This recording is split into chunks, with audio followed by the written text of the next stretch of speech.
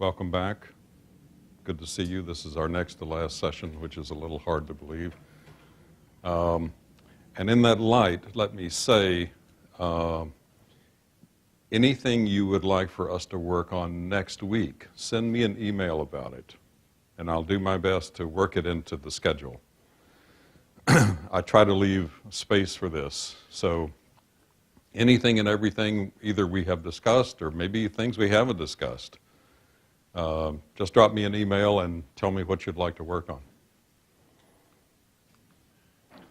So as promised, okay? It's a terrible thing to do to introduce a case like this and then say, oh, no, we're not going to discuss that now. So we're going to discuss it. This is an advanced directive which includes specific directions regarding voluntary stopping of eating and drinking. Norman Cantor, as I said last week, is a retired professor at Rutgers Law School.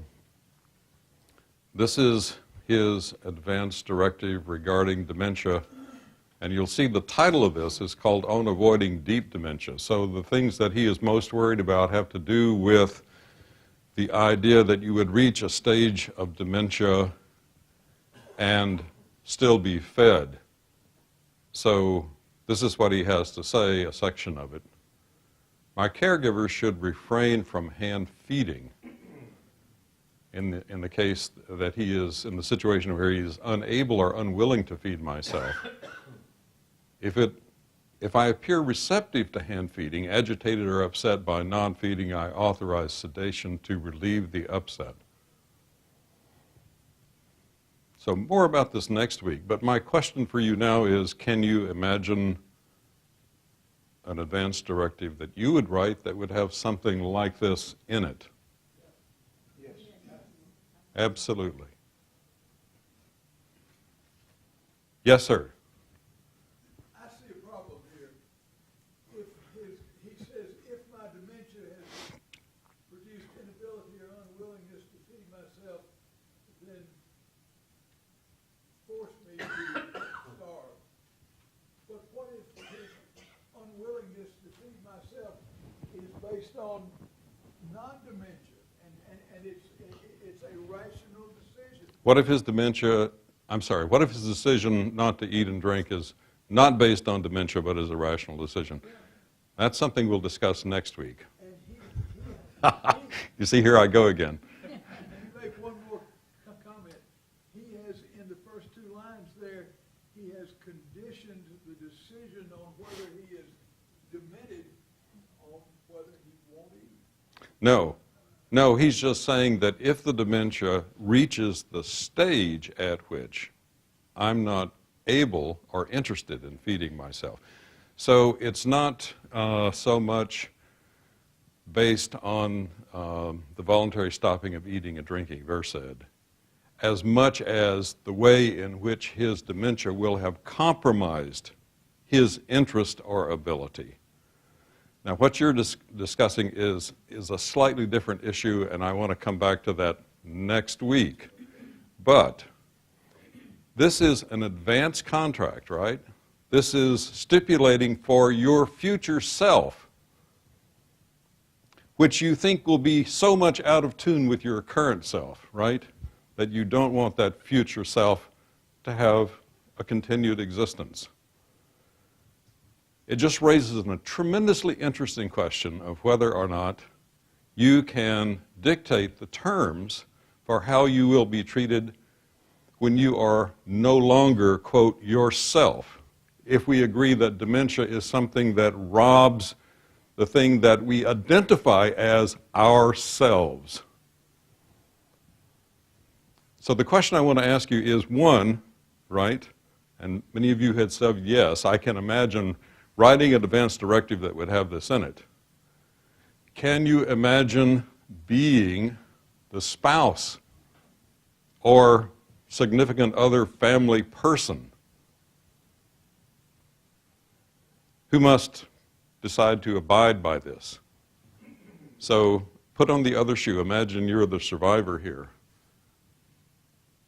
Is this a possibility, do you think? Yes, much tougher to actually carry this out, I think. And especially the part which says sedation to relieve that upset. Right? So if I keep seeming like I'm really wanting something to eat or drink, sedate me. Well, what is sedate? I mean, Yeah. does it mean the end of the road, or does sedate just give me a couple of aspirin? No, just give me enough sedation that I won't be making this request, right? I won't look like I'm wanting something to eat or drink. So you're eliminating the problem that the caregiver, would have about, gosh, what are we going to do with Uncle Louie? Well, he's not asking anymore because we've sedated him enough, right? Yes, ma'am. All right. My mother-in-law lived to 105, from 103 to 105 and a half. Yes. They fed her 3 meals a day. She had no idea she was eating, but she would open her mouth like a little bird. She would have killed whoever was feeding her if she could have gotten it. But her sons did not. Okay, did you hear this? Okay, you need to stand up and face this direction. I'm sorry, but it's important. My mother lived to 105. From 103 to 105, she was fed every day, 3 meals a day. Food that they were feeding her up in the book, round it up in the freezer lot, and she never knew she was eating. She was like a little bird that threw that was right.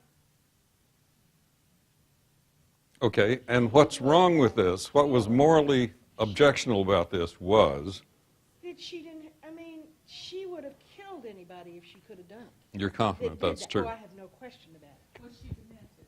Did she have dementia? Yes, but it was not Alzheimer's, but she was demented, yes.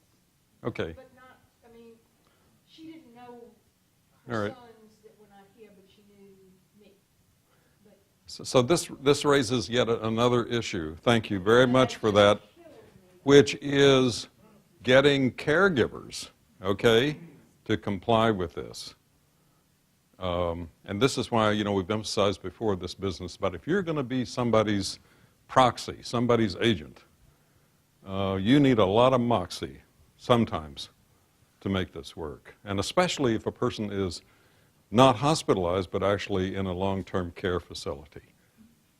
Yes, sir. I think we discussed early in this class that it's common of the provisions of an advanced directive to be more difficult. Okay, I'm sorry. I think we talked early in the class about the notion that it is common for most provisions of an advanced directive to be more difficult on the survivor than the patient.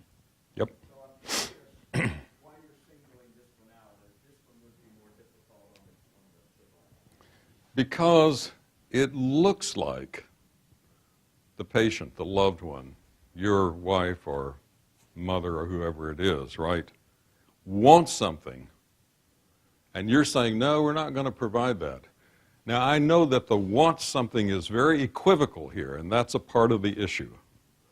But yes, I think that's the case for that reason, and also because feeding in our society, as you well know, has a meaning far beyond keeping people just alive and nourished.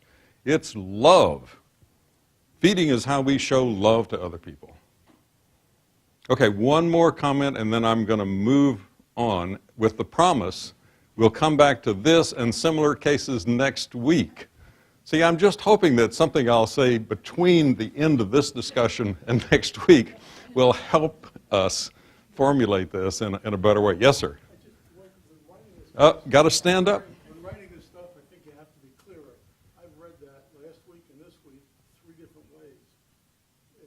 So he's got the inability or unwillingness to feed himself.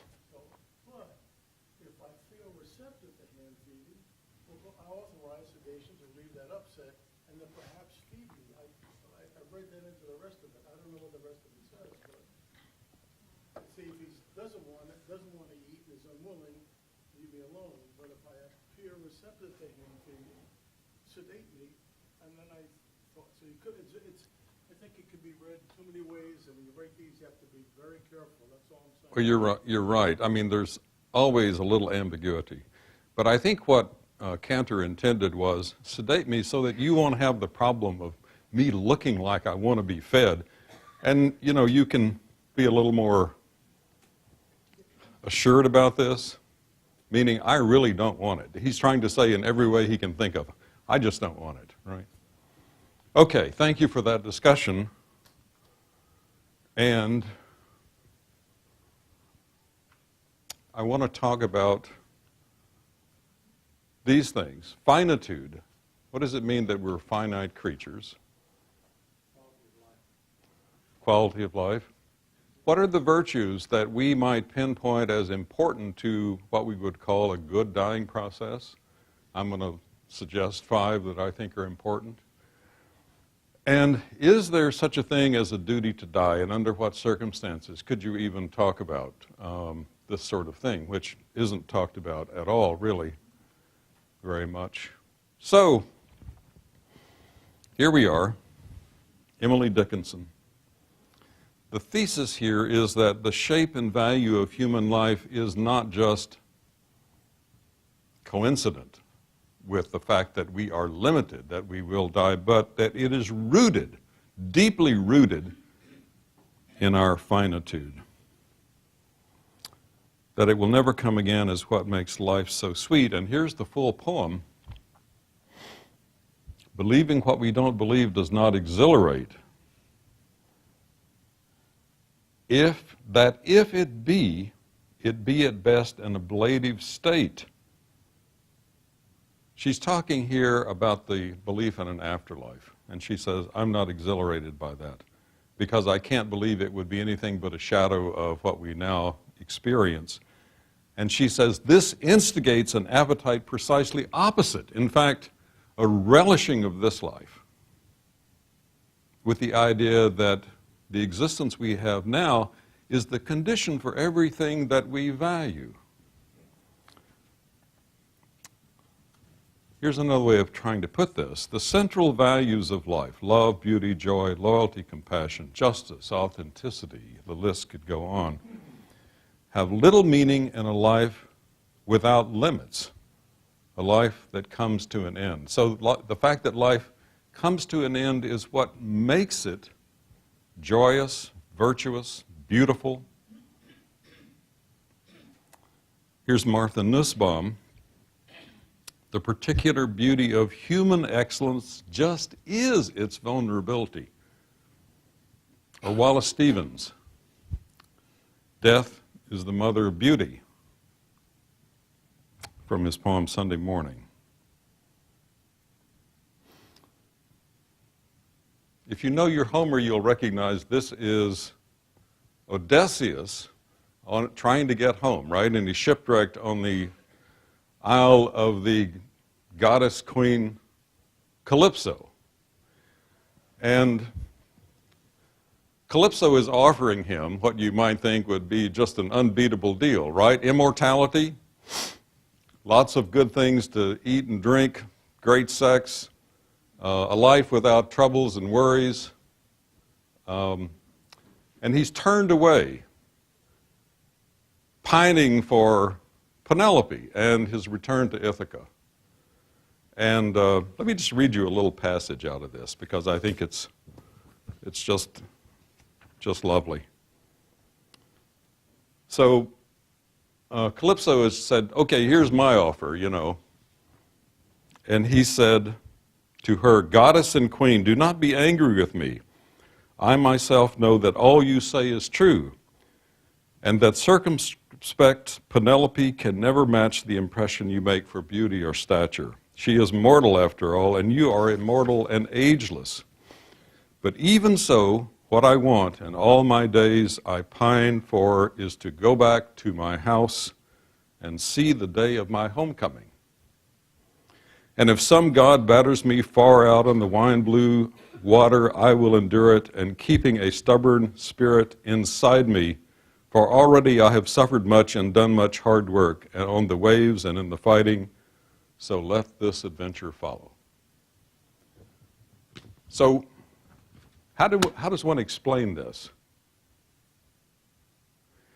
Except that Odysseus, the most wily of the Greeks, right, understands that everything that he prizes is hinged on the fact that he is a mortal human being. And that Calypso, even though she is, wonderful in many ways, never has the possibility of losing any of those things that he so highly prizes: love, loyalty, courage. Think of it if your life stretches out into infinity, right? What would those things mean? So this is Wallace Stevens, who says that death is the mother of beauty. Not just accidentally, but integrally related to the fact that we can appreciate. As mortal beings, death is not simply the end result, but the telos. Talked about this a little last week. It is our aim or purpose, not only where life does lead, but where it was meant to lead, where it should lead. And we talked about this a little last week too. Deep down, most of us have a sense of not only the right way to die, but the right time to die. That is the idea that it's possible to live too long.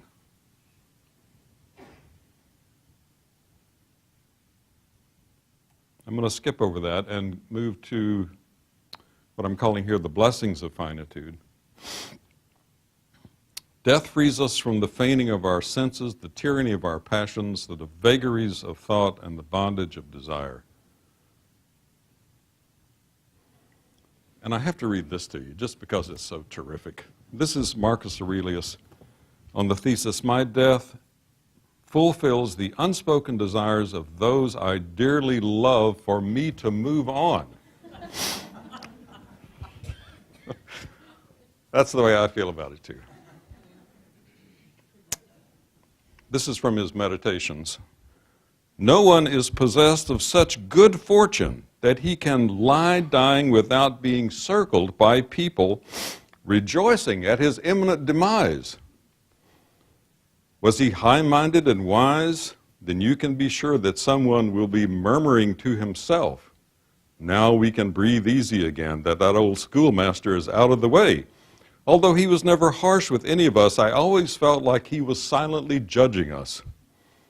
Well," he said, "so much for the virtuous man's reward. And for the rest of us, think of all the good reasons we have given our friends to be happy to be rid of us." I take it that this is a real phenomenon. There is a time when we feel that other people should be moving on. It's just not just us, right? And we may not have given them any reason for us to be gone. I remember well the demise of my own father, who died at 93, and his last 5 years were not of great quality. And there are times, although I loved him dearly, when I thought, "Oh my goodness, can't we just get on with this?" So another virtue, right? Another benefit, if you will, of finitude. Or you might be thinking here of Jonathan Swift, Gulliver's Travels. This is the Struhlbergs. You may remember that they were the people who were born immortal. They had a kind of a red dot, I think, over one of their eyes to distinguish them. They didn't have death, but they weren't free of aging. So they continued in increasing degrees of decrepitude. And society, of course, couldn't tolerate this. So by age 80, the rule was that you were declared dead, legally dead. And you weren't killed, but you were kind of fed on the side, with the leftovers and the scraps. And you can see them here on the left side of this picture, and the people pointing to them, with a kind of disdain. They couldn't own property. They were not allowed to participate in civil society. Their property was given over to their children. So it's Swift's notion of continued aging without the benefit of death, if you will. The blessings of finitude, release from the burdens and boredom of never-ending life. This is the story of Ulysses and Calypso, or Odysseus. Ulysses, of course, being the Roman name. Eternal life, or being in the kingdom of God, is moving along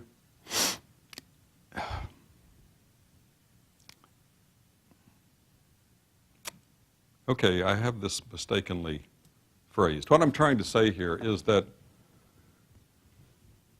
I take it that what is promised in terms of the Orthodox Christian version of the kingdom of God or the afterlife or the resurrection is not actually moving along an infinite timeline. It's rather timelessness, a kind of eternal present, no longer living in time. We can argue about this later if you like. Or remember the quote from Walt Whitman, dying is different from what anyone supposed and luckier. Okay, for this talk I've started doing again what I used to do when I was lecturing medical students, you know, and they would always wonder, when the hell is he going to stop? I would put a little bird. And I'm not doing that because I'm about to stop, but to mark a transition. This is the eastern meadowlark, absolutely gorgeous bird. Somewhat endangered because it requires a lot of space in order to thrive, and big agriculture has made it more difficult for that to happen.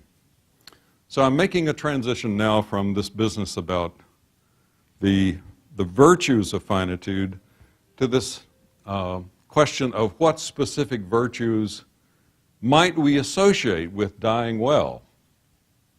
And I want to talk about 5: courage, love, forgiveness, hope, and gratitude, with the idea that, you know, this is just my list. You will have your own list, and I want to hear what's on it. But let me talk about each of these with some degree of greater specificity. But first I have to talk about the difference between principles and virtues, because I'm a moral philosopher. And we're not talking here about action guides. We're not talking about making decisions and justifying those decisions by citing a principle. For example, truth-telling. He told the truth. Following truthfulness, his statements accord with the fact, is a way of understanding this ethical notion in terms of following a principle of veracity, right? But a virtue, by differentiation, describes a state of character. These are the more dispositional and habitual patterns of ethics. They are heart work. If you think about principles as head work, these are heart work. For example, we would talk about it as being truthful, not telling the truth. That's the principled understanding, but being truthful. So we might say, for example, he takes joy in the truth, or he seeks candor and avoids deception. That's a way of talking about a virtuous disposition. So just to clarify, I'm not talking about principles related to how we might die. I'm talking about embodied virtues that I think are characteristic, at least in my own understanding of dying well. But first, a little quiz. What do Winston Churchill and Maya Angelou agree on regarding the virtues? It's a real question. Any guesses? They have something very important in common.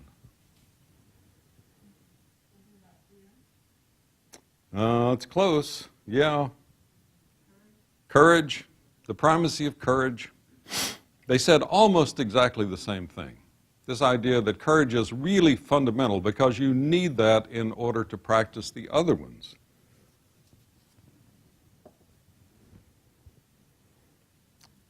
Courage is frequently thought about as singular acts of bravery.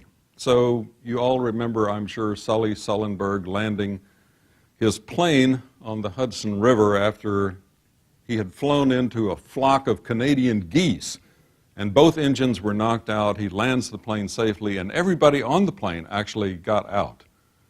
And he was lionized in the press, wrote a book about this, deservedly so. But what's usually forgotten is what he said about this. He said, one way of looking at this might be that for 42 years I had been making small, regular deposits in this bank of experience, education, and training for just this kind of situation. And on January 15, the balance was sufficient so that I could make a very large withdrawal. So the idea is that practice, daily routines of preparing oneself to be courageous are incredibly important. That's what makes it a virtue and not a principle that you work with, right? It's a habit. It's a disposition. So there can be heroic acts, courageous acts for sure, but they're usually backed up by practices, habits, dispositions. Okay, second candidate, love.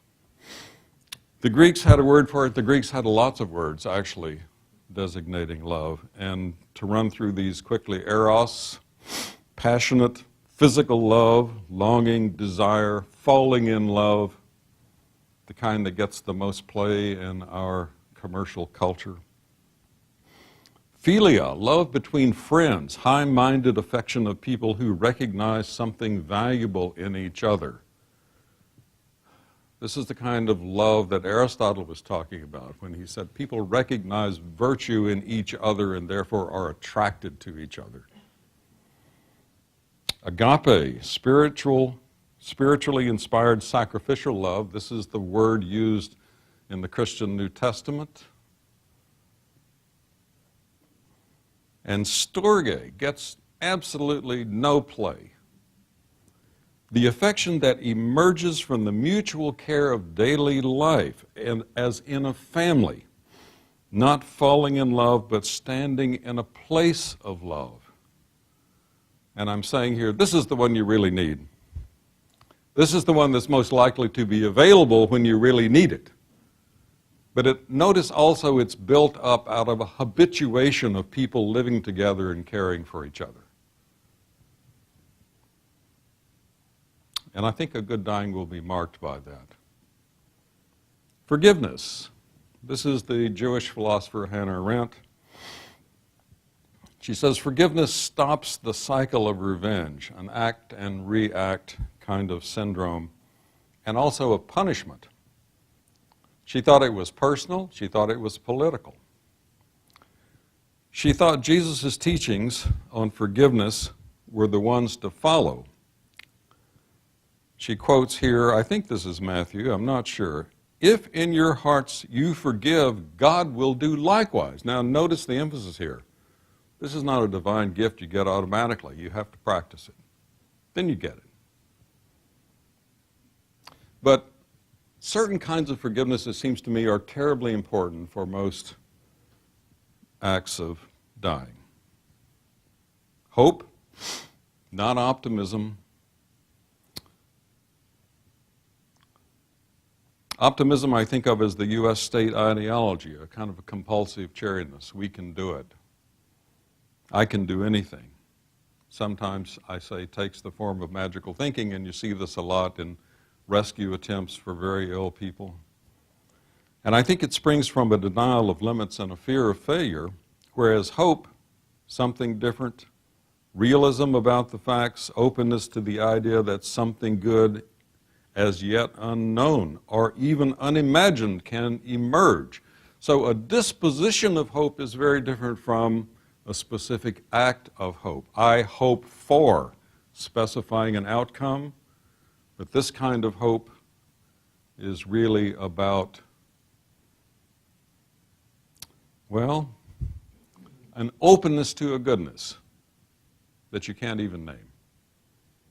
And then this is all taken from a wonderful colleague, Judith Andre, in a book called Worldly Virtue. And finally, gratitude. So I want to read to you again.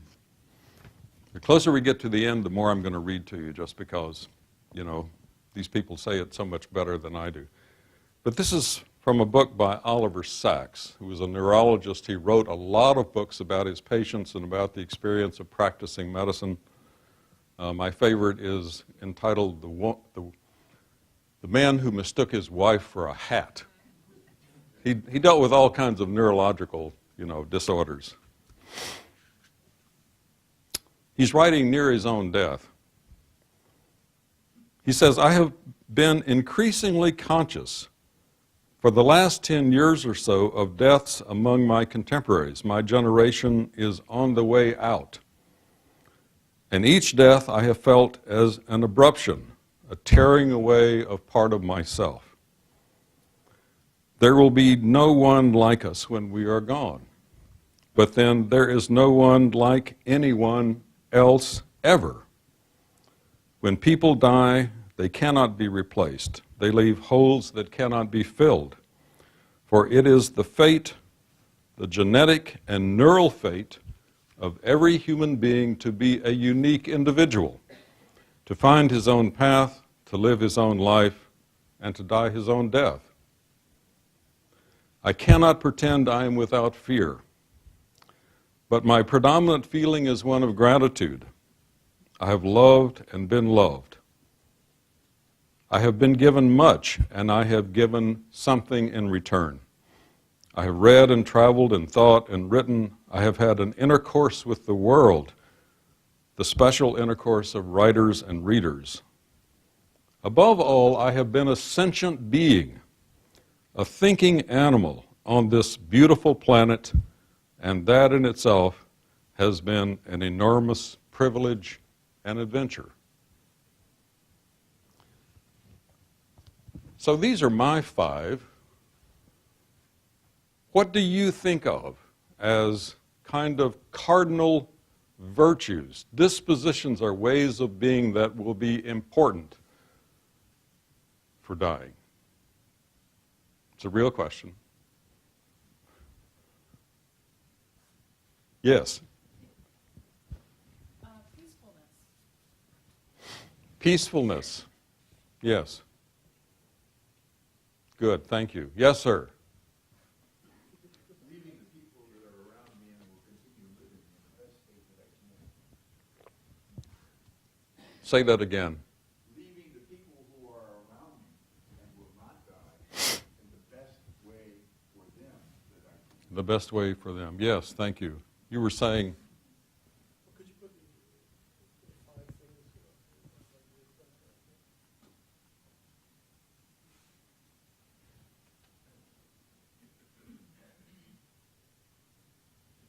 yes, ma'am. I think this is probably similar to gratitude, but the value of appreciation. Paying attention and really appreciating. Appreciation. Yes. Thank you. Yes, sir. I think I could do with just the first 2. I don't need the last 3. Good. That'll make it easier, Right. This is great. He says he thinks he can do with the first 2. And I love that answer because that will simplify things a great deal for us if this is true, Instead of adding to the list, we ought to take some things away. What a great idea. Okay. Yes, sir. One other quality would be loyalty. Loyalty. Yeah, and that might manifest itself in a wide range of ways. Yes. Yes, sir. I was going to say being grounded in reality. Being grounded in reality, as opposed to fantasy or fiction or As opposed to magical thinking. magical thinking. Okay, great. Yes, sir. Please stand. Without throwing a wet blanket on this discussion, can Oh, go ahead. My students do that all the time. Maybe I've seen too many TV shows, but when, say I'm alone, and I have, first of all, a will, the first two letters or three words in the will, being of sound mind and body. Yes? Okay, now, I don't remember the directive form that you gave us, if it said being of sound mind and body. If I'm alone, and all of a sudden I'm dementia out of my mind, and I'm just laying there in the vegetative state, and some attorney gets appointed as a caregiver, and as long as he can keep me alive, or she, he's gonna get money from the courts. Well, I think that's very unlikely, actually. If you have properly prepared in terms of informing all your relations, if you're left alone, the greatest problem we had in the Ethics Consult Service was end of life for homeless people who had no one to speak for them. I'll bet that won't be the case for anyone in this room, and you will have people who will be able to speak for you. What happens to the homeless people? Oh, it's a long, complicated, and does involve the courts frequently, and it's not an outcome that we're always happy with, I should say, because you have to rely not so much on what this person would have wanted, since nobody knows what that might be, but what would be in their best interest. It's a very tough situation. Okay. Why is knowing what's in somebody's best interest such a tough situation?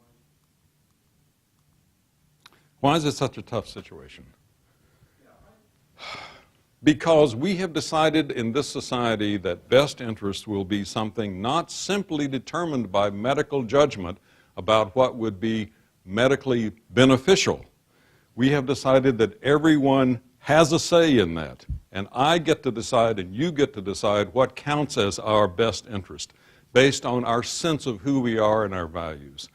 So if you take away that value component, that sense of who we are, and you're simply left with best interest, medically defined, it can be a tough call. And also because there's a lot of ambiguity and uncertainty in many of these situations about can they really recover? And if they did recover, to what state of mind would they recover? And where would they go? So that's principally the reason. Is that helpful at all, or just obfuscate the whole business? All right.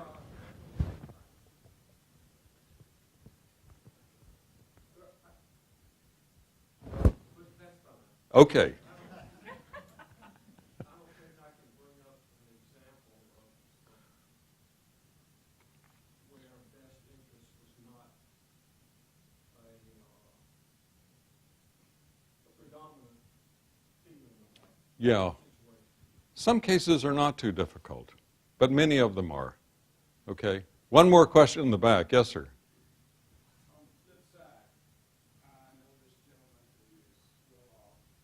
He put in his will that if anyone tries to eat of the people that are going to receive benefit from him or his demise, if any of those people try to declare him incompetent, they will be immediately eliminated from his will.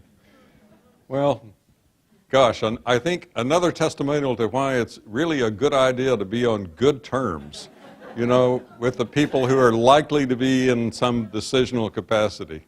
Thank you for that. Okay, we're transiting one more time. This is the rufous-sided towhee, which is a bird that feeds occasionally in my backyard. These are ground feeders. So this is the male. They're just absolutely gorgeous birds.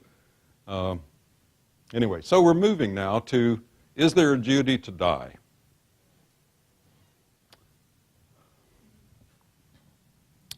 You've come to expect now another quote from the late Roman Stoics.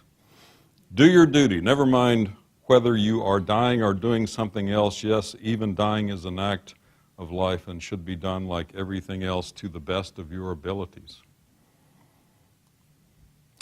Can there be a duty to end your life? So here's a case to help us work through this. Mrs. A, 87-year-old woman, was dying of congestive heart failure. All prognostic tests said that she had less than a 50% chance of living another 6 months. She was lucid, assertive, and terrified of death. She opted for the most aggressive, life-prolonging treatments, which kept her alive for another 2 years with increasing debilitation. Mrs. A's daughter, 55, her sole surviving family, was her caregiver and the chief source for the cost of her care after Medicare.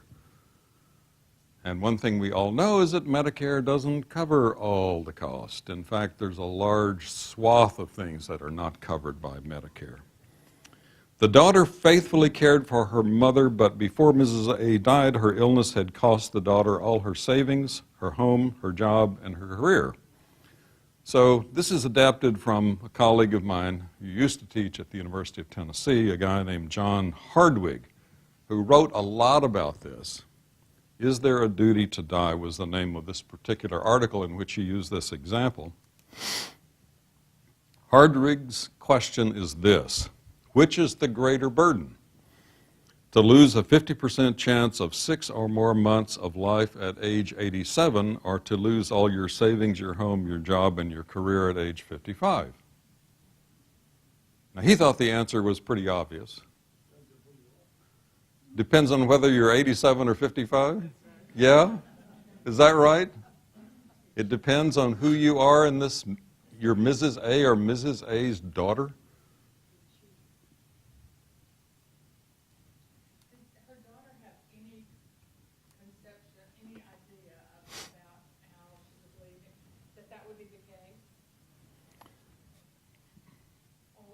Would it matter if Mrs. A's daughter knew what she was getting into when she did this? No. Is that your question? No. Okay, then you're going to have to stand up. I prefer not to, but anyway. Did the mother have any idea that she was going to be leaving her daughter in this situation? Did the mother have any idea that she was be leaving her daughter in this situation? And that would matter. Because if all of this was a giant surprise to Mrs. A, then you might not feel so bad about her, or what? Where's this going? If they just kind of lolled along for a while and it just turned out that this was the case and Mrs. A never intended to, put her daughter into this situation, then maybe that would be a little better.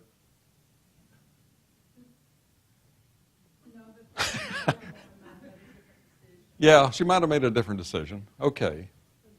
Yes? The daughter could have stopped anytime she wanted. Right. Not that she could. She made a choice. Mentally. The daughter made a choice. She had free will. The daughter had Yeah. free will to pay any bill and not pay any bill. Yeah. She made a choice over and over and over and over. She did. She did. Although it's very, very difficult, in the middle of this to make to do a reverse of course, It's like turning the Queen Mary, it's just going to take a long time to, right? That's a possibility. But you keep forgiving people. I noticed that you tend to forgive people frequently if things are difficult. And I would submit that exercising our free will throughout, just the 55 years is frequently difficult. Almost every darn week. Yeah. It's difficult to make certain choices that, if you want to be virtuous, you better make. And so, I don't know who I feel bad for. Yeah, it's an excellent point. I mean, these are difficult, and I can say to myself, I have free will, I can make choices that I want.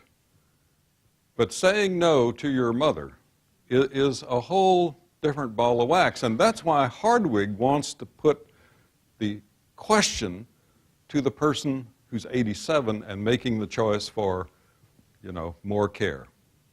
So he wants to ask, which is the greater burden? Is there an injustice here? He would have us ask. From the way you presented that, the daughter did not have a choice, did she? The mother made the choice. That's right. And this is what Hardwig wants us to focus on. So he wants to put us in the situation of the 87-year-old person and say, did she make a good choice here? Well, she's terrified, so maybe she made no choice at all. But still, he wants to impress on us this idea that there may come a time that you can think about a responsibility or a duty to die because of the impact your continued life would have on your survivors. And so he continues.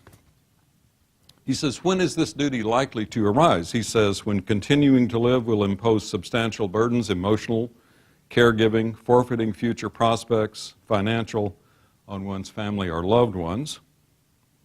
A duty to die becomes greater, he says, as we grow older. Fewer life years are lost. You ever heard of the fair innings argument about how we ought to prioritize health care resources? 9 innings, like in baseball.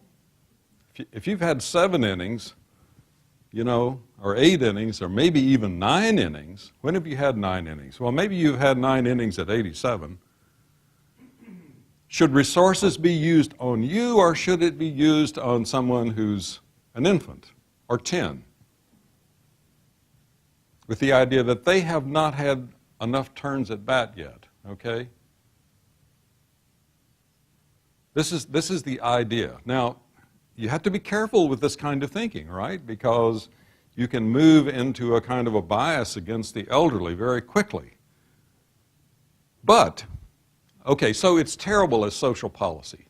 But as a sense one might have, this is what Hardwick is trying to get us to think about. A sense one might have, you might say, well, I really had a good life. I've had my turn. I want my grandchildren to have their turn, or I want younger people to have their turn. So this is when he thinks a duty might come into play. And he says to have reached the age of 75 or 80 and not be ready to die is a moral failing, a sign of a life out of touch with basic realities. He says, furthermore, a duty to die is likely to arise if you have lived a rich and full life, your loved ones have made great sacrifices already to make your life a good one. You cannot make a good adjustment to your illness, increasing the burden to others. The part of you that is loved, here's Marcus Aurelius, right, is gone or seriously compromised. Your lavish lifestyle and little savings increase the burden to your family or loved ones. Ha! I don't know why, this always makes me laugh. So what do you think about his reasoning here? You think so too? Okay. Now, just to show you that this guy, he's like you and me. This is a picture of him in his backyard in Knoxville, drinking a beer, right? He's not some strange guy who, dropped down from Mars or somewhere else. He's 2 years older than I am, which makes him 75.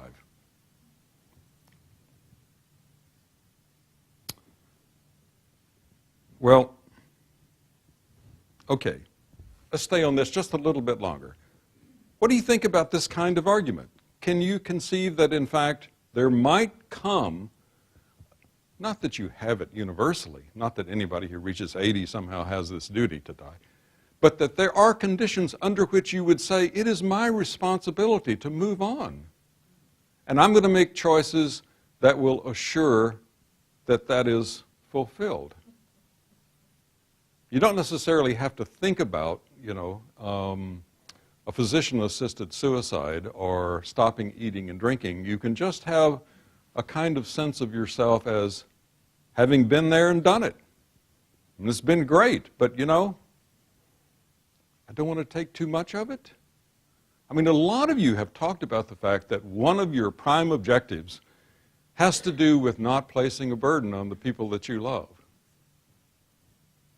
So, you know, Hardwick is just taking this a little bit further. He's just stretching this line of thinking and calling it a duty. Not just a nice thing, but a duty. Duty is something you take, of course, very seriously. Yes, sir. Yeah, I think there are two separate things here. One is understanding or deciding for myself if I have a duty to die.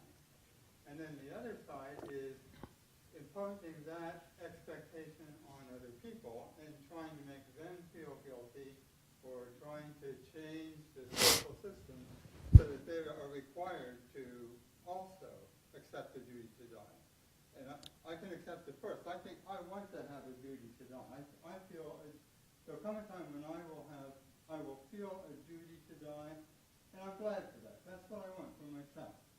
But to impose that on John Q. Public, some other guy, that doesn't seem so good to me. Okay, and thank you for that remark, and this is why I said earlier, I think this is dangerous as a public policy.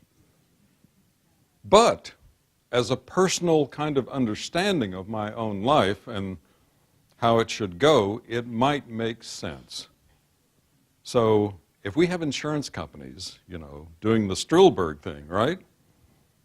Declaring people dead at 80, disenfranchising them, or otherwise stopping to give them medical care, you know. I mean, this is really problematic. So this is not a social policy. And Hardwick never intended it that way. This is like an understanding of my life insofar as it includes certain kinds of personal virtues, duties, and so on. But excellent point, and thank you for that. Yes, ma'am. So, as a societal norm, I think that, what Bob just said, yeah, counter to what Bob said, I feel like that if we have a societal norm, that more or less we accept it as a duty to die, because in this country, 80% of healthcare dollars are spent in the final year of life. A society is 90% for veterinarians. But anyway, 80%. What we could do if society changed where we spent much more on before a child is born and on children, on parents, rather than on us. When Mm-hmm. in our final year of life. I mean, how much better society would we be if we lived in a world like that? Well, thank you for that comment. Yes, ma'am. I think a lot of this depends on our consciousness. Everybody in this class, we have the privilege and the brains to be aware of this and think about it. That Mrs. A, at 87, did not seem to have a very good knowledge of her relationship with her daughter, or she had no idea of consciousness of life. You know, you mentioned kind of appreciation.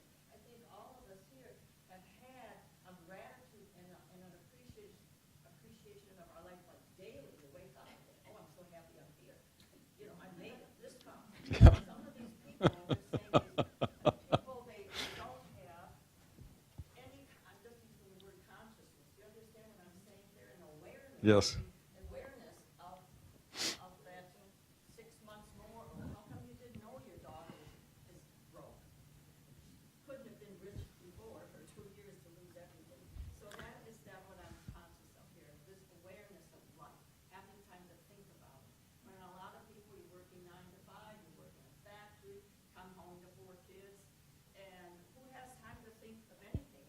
Maybe some of them get to the point like, you know, I'm 75 years and I really haven't lived yet, so maybe I still need a few more. Yeah? Yes, thank you for that. Yes, sir. Let me put the shoe on the other foot. So, an elderly woman is brought in the emergency room, and she's not breathing, and she gets an endotracheal tube put in her throat and taken to the intensive care unit, and she's on a ventilator. And Dr. Christenberry and others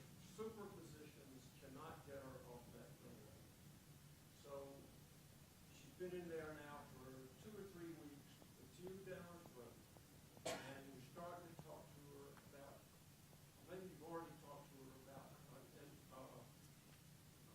a tube that goes into her A trach. trachea instead of down her nose. I think that's already happened. And she looks up at you and says, or mouths, I want to die. Now, she's 80. She's never going to get off that ventilator. She's very weak and wizened. Are you going to let her die? Well, why wouldn't you? Thank you. If this is a conscious decision, knowing the alternatives, that I'm choosing between living with permanent dependency on respiratory support or not living, and I'm saying not living sounds better to me. Why is that a problematic kind of thing? Probably morally not. Technically, it might be if you're in the hospital. Technically, it can be just murder to try to pull that off. Yes, absolutely. Absolutely. The hospital made us go to court, and the court said if she wants to die, you can take her off the ventilator. So we sedated her and took her off the ventilator. Right. Probably.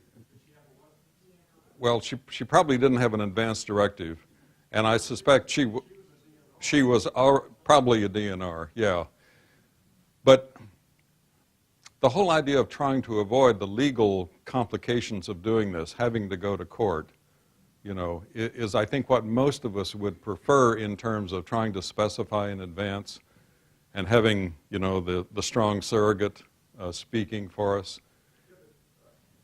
That's not where she came from. Yeah, exactly. Exactly. There was no forethought from her about this at all. As long as you feel people are making a choice based on an understanding, a realistic understanding of the alternatives, and they're, of sound mind, they're decisionally capable, I would have no moral difficulty with that. But I know many people in our society would. So, I didn't either, but the hospital did, so yes. I appreciate your comment very much in this case because it just underlines, I think, many of the things that we've been talking about in terms of how important they can be. Yes, ma'am. No, you have to stand up. I'm sorry. I'm sorry, I wanted to ask him how long it took from the time that she said, I want to die, until the court made the decision. I was just curious. maybe a week. So she had this whole week in that situation.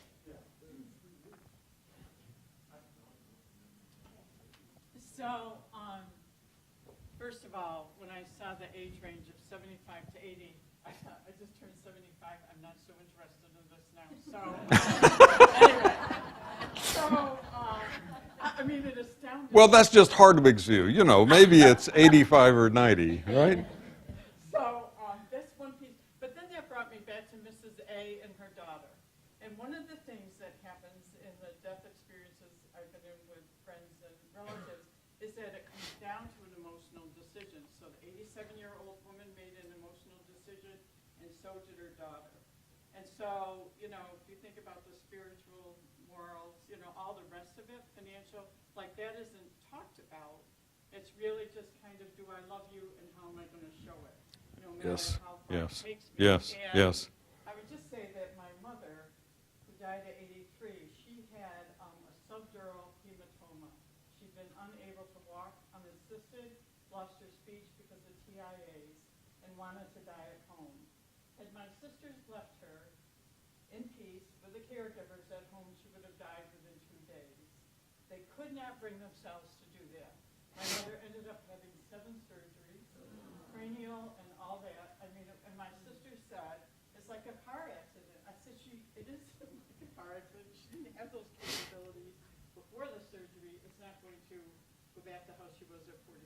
At any rate, she had just all kinds of surgeries that were unbelievable and lost her capacity. And a feeding tube was put in.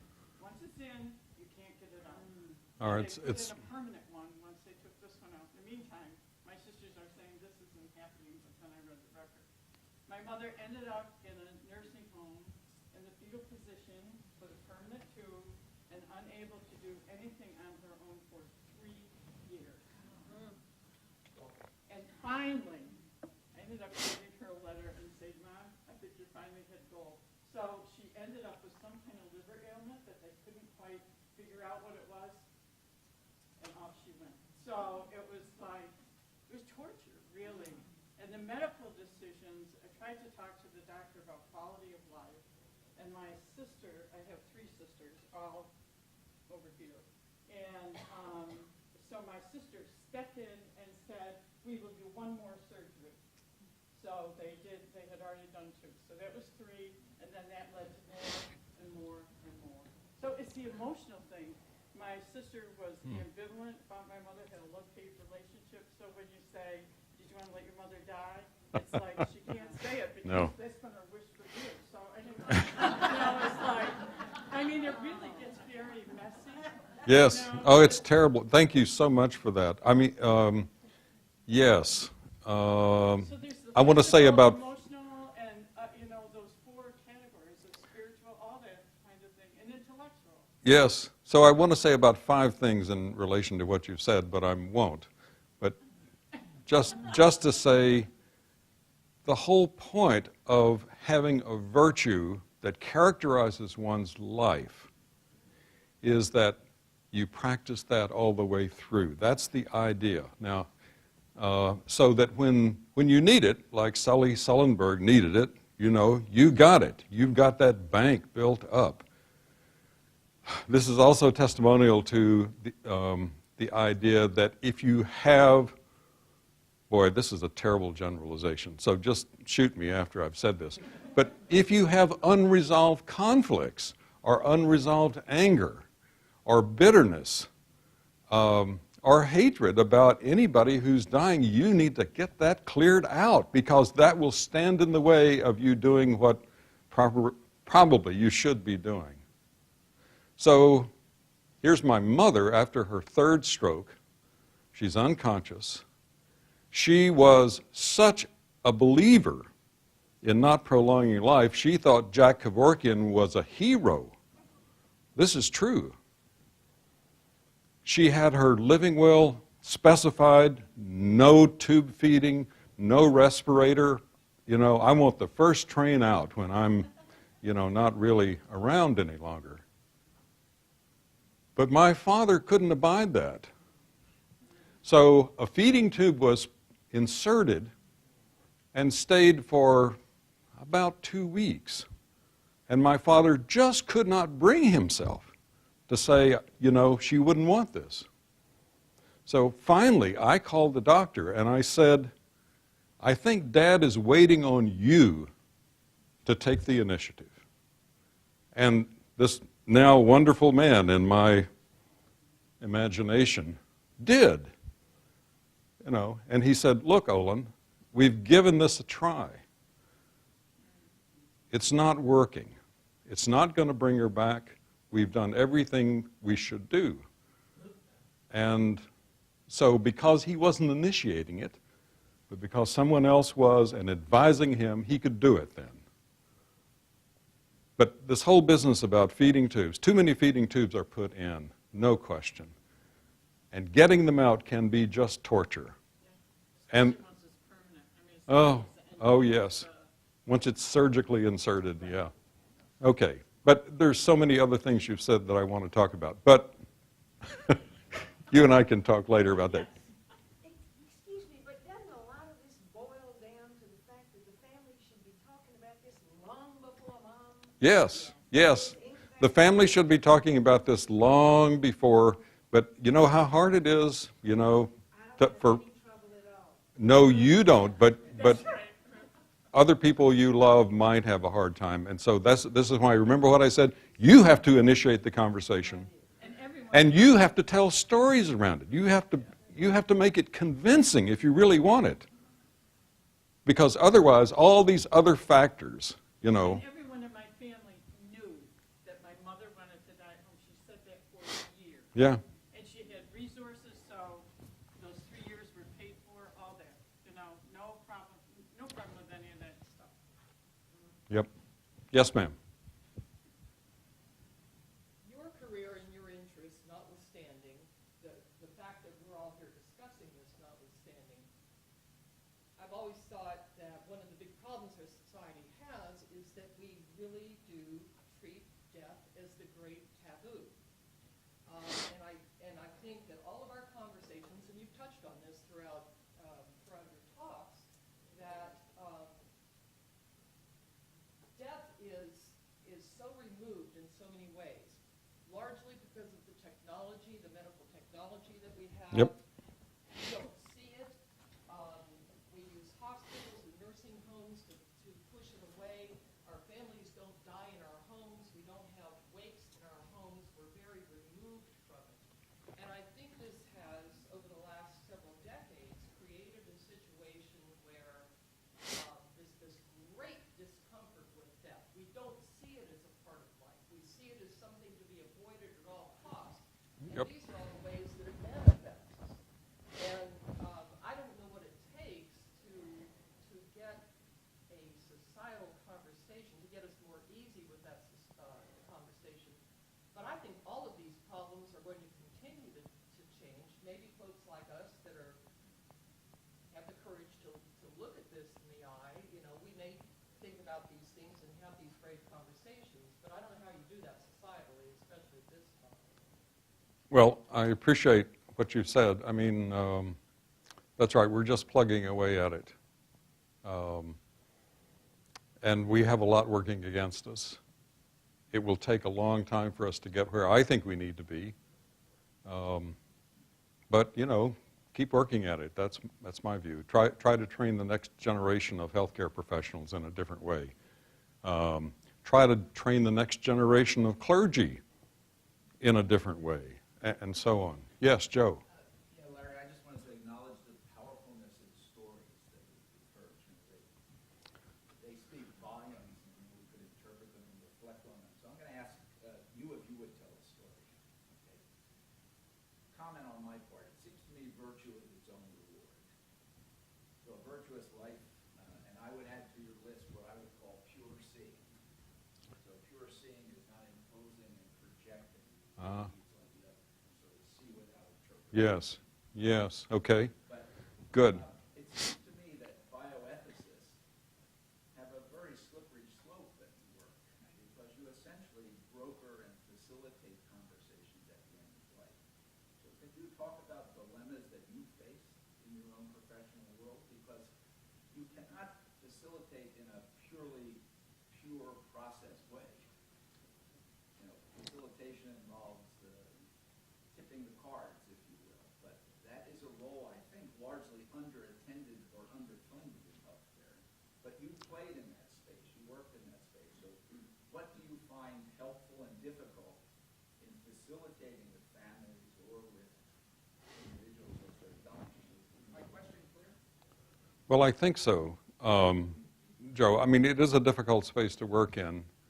It's also an enormously rewarding space to work in, and one of the reasons I did what I did and continue to do it occasionally is because I have learned so much about the moral sensibility of people in extreme situations.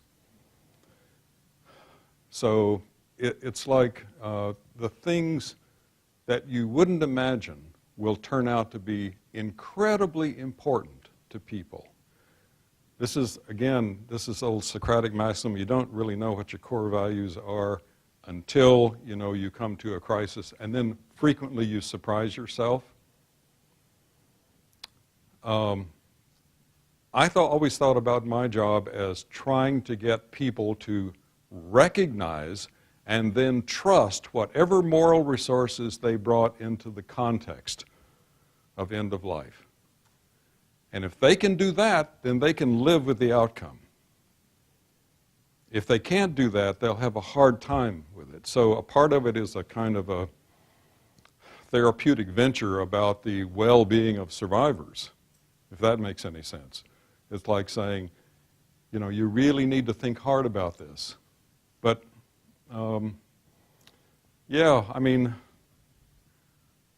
there are lots and lots of stories, and I think I don't want to tell yet another story. Maybe I'll think of a good one I can tell before next week. But generally speaking, one of the reasons I like Oliver Sacks so much is because that expresses my view of the great privilege of working with people who are in times of crisis, and the gratitude you feel for the learning you have about all those amazing things you never thought of that are ethically important to people. And just trying to help them get to the place where they can say, yes, deep down, either I know this is what Mother would want, or if you have the decision capacity yourself and it's kind of ambiguous, this is what I think would be best. This is what I can live with. So there is a kind of a pitch here toward the well-being of those who survive. And I think, as we've all said, most people who think about this think about that almost as the first thing. I want my survivors to be able to live with this well and be able to get on with their lives without me. Preparing for my own disappearance. I just think it's one of the most important tasks we ever have as human beings. It's that's kind of what it's about, if that's helpful.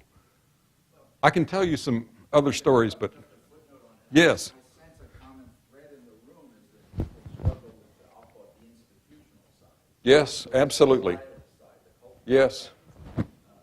That's why I'm in virtue of his own reward. Very concretely, would it be helpful to have a 10% increase in bioethicists in hospitals? Nurses and physicians, accelerated training so they had a different sensitivity to help individuals who are sort of stuck on the character development training. Well, the only reason I had a job, or anybody like me had a job, was because of institutions who didn't pay quite enough attention to this. And so, the old cliche of, if you could get rid of your own job and other people could do it, would be the best possible situation. And there are people who do this so extraordinarily well. So extraordinarily well. MDs, RNs, social workers, chaplains, just absolutely brilliant people who really understand what's at stake here and know how to talk to people, know how to broach these conversations. Yes, it's called Gratitude. It's a short little book. Yes, sir. How many people's doctors have actually talked to them about this? How many You want a show of hands? private doctors have actually said, now I want to talk to you about one other thing? Well, it's a great question. And yes, They're really not allowed to because the minute they say that, it's, oh my God, death